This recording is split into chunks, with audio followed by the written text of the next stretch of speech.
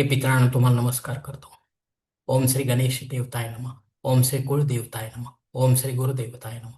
ओम सर्व श्री इष्टदेवताय नमो नमः. शिवशनाथ मित्रांनो, मी कडप्पा परत एकदा आपल्या समोर हजर आहे. माझ्या धर्मकरम चॅनलमध्ये आपले सहर्ष स्वागत करीत आहे. मित्रांनो, पंचांगाचे आता आपल्या समोर सादर करीत आहे. मित्रांनो, आज शुक्रवार दिनांक 12 डिसेंबर 2025, शालिवान शके 1947, संवत्सर विश्वावसु, अयन दक्षिण, ऋतू हेमंत, मास मार्गशीर्ष, पक्ष कृष्ण. तिथे मित्रांनो आजची अष्टमी तिथी आहे. दुपारी 2:57 नवमी तिथीला सुरुवात होईल.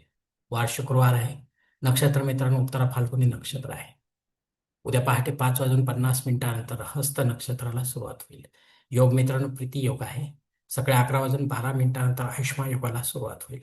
करण मित्रांनो कौलव आहे. दुपारी 2:57 तैतील कर्णाला सुरुवात होईल आणि उत्तर रात्री 3:43 गरज कर्णाला सुरुवात होईल. प्रमुख ग्रहांची राशी स्थिती पहाटे 5:30 वाजता अशी असणार आहे मित्रांनो.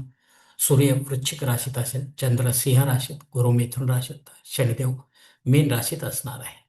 मित्रांनो, सध्या चंद्र राशीनुसार कुंभ, मीन व मेष या राशींना 7.5 सुरू आहे. या 7.5चा त्रास या राशींच्या जातकांना कसा होत आहे, शुभ की अशुभ, हे जाणून घ्यायचे असेल तर त्यांनी आपल्या जन्मकुंडलीसह ज्योतिषाकडे जावे आणि जाणून घ्यावे मित्रांनो. शनिग्रह जर आपल्याला अशुभ असेल तरच आपल्याला धार्मिक सेवा करण्याची गरज आहे. शुभ असताना धार्मिक सेवा करण्याची गरज नाही मित्रांनो. मित्रांनो, मुंबई भागातील सूर्योदयास्त याप्रमाणे. सूर्योदय सकाळी 7:03 आहे, तर सूर्यास्त सायंकाळी 6:01 असणार आहे. मित्रांनो, गोचर ग्रहांची सद्यस्थिती सुद्धा जाणून घेऊया. सध्या अस्तंगत ग्रहांमध्ये मंगळ ग्रह हा 10 नोव्हेंबर पासून अस्तंगत होत आहे. तसेच वक्री ग्रहांमध्ये गुरु ग्रह 11 नोव्हेंबर पासून वक्री होत आहे मित्रांनो. तर हे दोन्ही ग्रह आपल्याला काय फळ देणार आहेत हे देखील ज्योतिषी आपल्याला आपल्या जन्मकुंडलीच्या माध्यमातून समजावून सांगतील मित्रांनो. मित्रांनो, या पंचांगाच्या आधारे आता आपण आजच्या पूजेसाठी लागणारा संकल्प सोडणार आहोत. तेव्हा आपण आपल्या उजव्या हाताच्या तळहातावर एक पळी पाणी, थोडे अक्षत, एक फुल वा फुलाची पाकळी या आणि हा छोटासा संकल्प म्हणायला सुरुवात करा मित्रांनो. हरोम शिव शिव शंभो रात्र्या प्रवर्तमानसते ब्रह्मणो द्वितीय परार्थे श्वेतवराह कल्पे वैवस्वत मन्वंतरे कलियुगे प्रथम पादे जम्बूद्वीपे भरतवर्षे भरतखंडे मेरो दक्षिण दिग्भागे महाराष्ट्र देशे व्यावहारिक चांद्रवाणी शालिवान शके 1947 प्रभावादी षष्टी संवत्सरांमध्ये विश्वावसु नाम संवत्सरे दक्षिणाये हेमंत ऋतू मार्गशीर्ष मासे कृष्ण पक्षे भृगुवासरे उत्तरा फाल्गुनी नक्षत्रे प्रीती योगे कौलोकर्णे अष्टमी शुभतिथो वीरगोत्रात उत्पन्न मी कडप्पा मोपात दुरितक्षद्वार श्री पार्वतीपती परमेश्वर प्रीत्यर्थ विधिवत पंचोपचार नित्य देवपूजा एवं इष्टलिंग पूजा करिष्ये. मित्रांनो, याच ठिकाणी हा संकल्प संपलेला आहे. तेव्हा आपण आपल्या उजव्या हाताच्या तळहातील संकल्पाचे पाणी समोरच्या तालमात सोडून मित्रांनो, या संकल्पाची वेळ मर्यादा सकाळी 11:12 आहे. या वेळेनंतरही आपल्याला संकल्प सोडायचा असेल कुठल्याही धार्मिक विधीच्या संपन्नतेसाठी तर कृपा करून आपण वरील बदललेल्या पंचांगाचा आधार घ्यायचा आहे. नवीन संकल्प तयार करायचा. त्या संकल्पात आपण करत असलेल्या धार्मिक विधीचा उल्लेख अवश्य करायचा आहे. तेव्हाच आपली धार्मिक सेवा संबंधित देवतांपर्यंत पोहोचेल आणि त्यांचे आशीर्वाद आपल्यापर्यंत पोहोचेल. आपले जीवन अधिक सुखमय बनेल मित्रांनो. मित्रांनो, आता मुहूर्त विभागामध्ये पाहूया. यात धार्मिक विधी त्यांचे मुहूर्त काळ याप्रमाणे दिलेले आहेत. सर्वात प्रथम साखरपुडा यासाठी मुहूर्त दिले दिनांक 12, 13, 14, 15 आणि 16. डोहाळ जेवणासाठी मुहूर्त या मासामध्ये आता नाहीत मित्रांनो. मित्रांनो, बारसे करण्यासाठी मुहूर्त दिले दिनांक 13 आणि 16. जावळ काढण्यासाठी एकमेव मुहूर्त आहे दिनांक 15. गृहप्रवेश करण्यासाठी मुहूर्त आहे दिनांक 12 आणि 15. आता मुहूर्ताच्या दुसऱ्या भागात देखील पाहूया मित्रांनो. उपनयन करण्यासाठी माघ मासाशिवाय मुहूर्त नाही.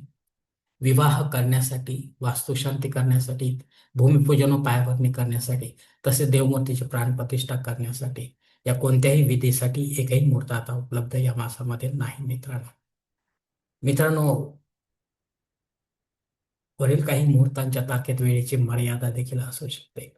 कृपया ते जाणून घेण्यासाठी आपण मला कॉमेंट्स बॉक्समध्ये विचारावे किंवा योग्य पुरता संपर्क साधावा आणि मगच आपल्या जन्मकुंडलीच्या आधारे आपल्यासाठी योग्य असा मुहूर्त निवडावा, जेणेकरून मुहूर्ताचे पूर्णपणे फळ आपल्याला प्राप्त होईल आणि मुहूर्तामध्ये कोणत्याही प्रकारची बाधा उत्पन्न होणार नाही मित्रांनो. आणि असा मुहूर्त जर आपल्याला मिळत नसेल तर मग मात्र आपण स्वतःहून किंवा पंडिताच्या माध्यमातून यापेक्षा वेगळा काही मुहूर्त निर्माण करण्याचा प्रयत्न करू नका. कारण मुळात तो मुहूर्त मुहूर्तच नसल्यामुळे त्याचा आपल्याला काही एक उपयोग होणार नाही मित्रांनो.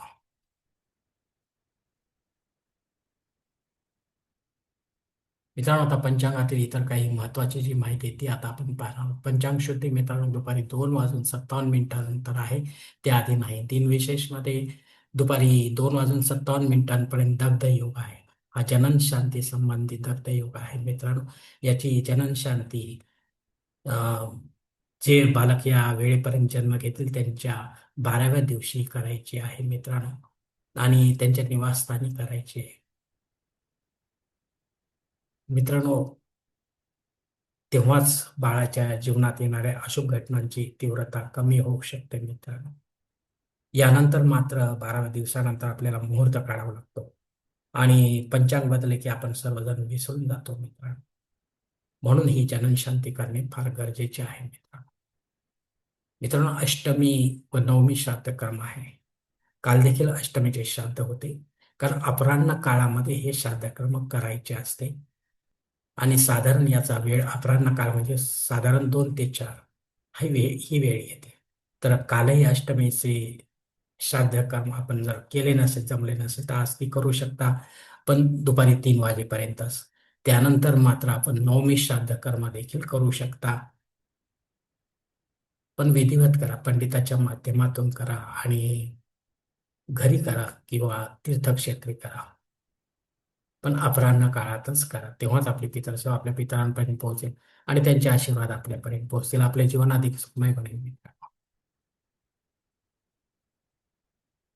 मित्रांनो, अग्नी दुपारी 2:57 नंतर हजर आहे, त्याआधी नाही. अर्थात अष्टमीला अग्नी हजर नाही, नवमीला आहे. जर आपल्याला नव्याने काही होम यज्ञ कर्मकांड सुरू करायचे असतील तर आपण अवश्य सुरू करू शकता. पण पुढे जाऊन ते जर बंद पडतील तर त्याचे दोष देखील आपल्याला लागू शकतात मित्रांनो. म्हणून सुरू करण्याआधी 10 वेळा विचार करावा मित्रांनो. जर आवश्यक असेल, गरज असेल तरच सुरू करावे. रेग्युलर जे आहेत तरच ते केव्हाही आपण करू शकता मित्रांनो. मित्रांनो, राहू काळ सकाळी 10:30 ते 12 वाजेपर्यंत आहे. या 1.5 तासाच्या काळात राहू अत्यंत प्रभावी होत असल्यामुळे तो आपल्या कामांमध्ये अडथळे निर्माण करतो. त्यामुळे आपण महत्वाची किंवा विशेष कामे या 1.5 तासाच्या काळात करू नये, हाती घेऊ नये मित्रांनो, अन्यथा आपल्याला अपयश येण्याची शक्यता जास्त राहते मित्रांनो. आणि इतर वेळेस जर आपण कराल तर आपली कामामध्ये यश मिळण्याची शक्यता राहते मित्रांनो. धन्यवाद मित्रांनो. आजचा हा पंचांगासंबंधीचा व्हिडिओ मी याच ठिकाणी संपवत आहे. आपण जर माझ्या मताशी सहमत असाल तर कृपया माझे धर्मकरम चॅनल सबस्क्राईब करा, लाईक करा, आपले कुटुंब व मित्रपरिवारासह शेअर करा. तसेच कॉमेंट्स बॉक्समध्ये आपले मत अवश्य नोंदवा आणि माझा पुढील व्हिडिओ आपल्यापर्यंत पोहोचण्यासाठी बेल बटन अवश्य दाबा. धन्यवाद मित्रांनो. पुढील भेटीपर्यंत आपण खुश राहा, आनंदी राहा, प्रसन्न राहा. हरिओम. शिवशंभो महादेव.